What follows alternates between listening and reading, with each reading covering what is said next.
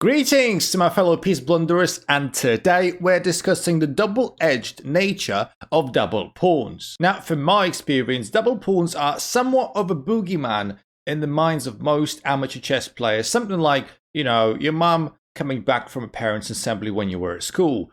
Very scary looking. And actually, a lot of people, when they just hear about double pawns, the first picture that they paint in their mind is something like this.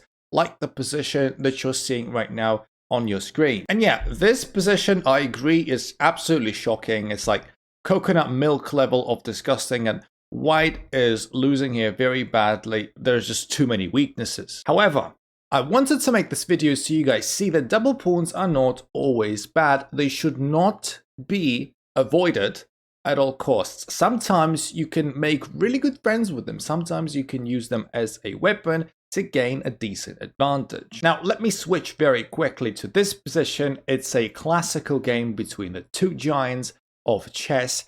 Garry Kasparov is playing white against Anatoly Karpov as black. Now, what you need to understand about the nature of the double pawns is that they can only become a serious weakness sort of closer to the endgame. In the middle game, when there are still a bunch of pieces left, like we see here, they are rarely that much of a burden. Usually they are all right. Now take this information and add it into the mixer of two more things. Number one, creating double pawns sometimes can be very good for you in an attacking sense because you sometimes open up files for your attacking pieces, most often rooks. Number two, in the opening and in the middle game, the pawn structures are still very much flexible. That means the skeleton of the position always changes as the pawn moves forward, and even if you happen to create double pawns, it's unlikely that it's gonna stay that way forever. Chances are you will be able to get rid of that weakness altogether just in a couple of moves. Now, all of these factors are very much relevant to this position that I'm about to show you, so let's see how it unfolds. In this position, Kasparov played the engine move, surprise, surprise,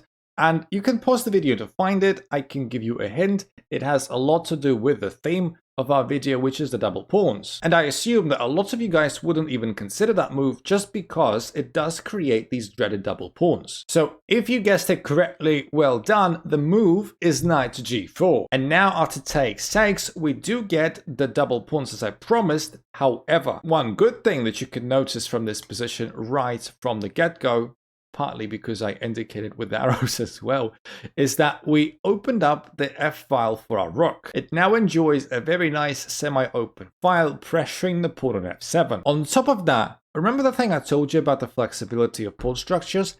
In the next couple of moves, black played rook a to b8, which is a completely fine move, and Kasparov has now a chance to get rid of the double pawn weakness, which he successfully does with g5 attacking the h6 pawn. And now after takes, what happens to the double pawns you were so afraid of? The potential weakness is gone.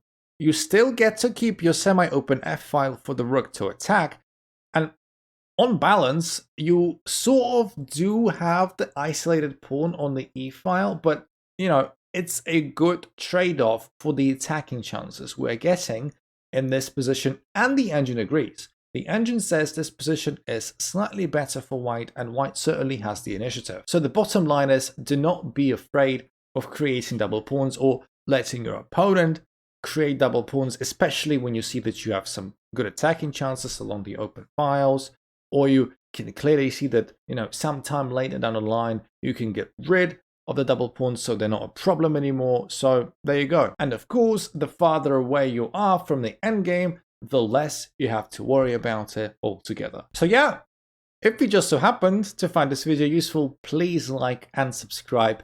Follow me on Twitch. I stream Wednesdays, Fridays and Sundays usually. Find me on chess.com, join our Discord, all that good stuff. And I'm going to talk to you very soon, my favorite unintentional gambiteers. Love you all. See ya in the next one.